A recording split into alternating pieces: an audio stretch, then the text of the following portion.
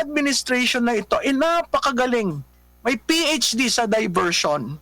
No? Magda-divert sila imbis na i-explain sa public. Bakit kailangan i-explain?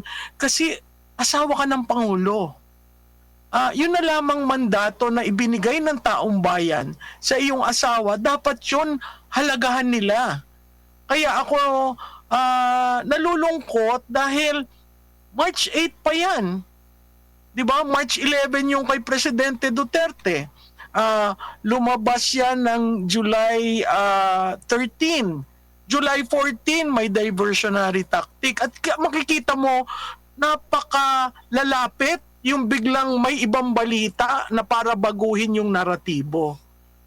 So ako, binasa mo yung galing kay former Ambassador Bobby, no?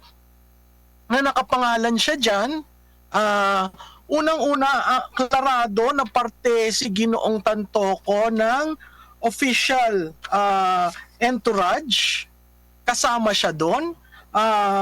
Pangalawa, pinangalanan si First Lady sa isang dokumento ng isang banyagang bansa.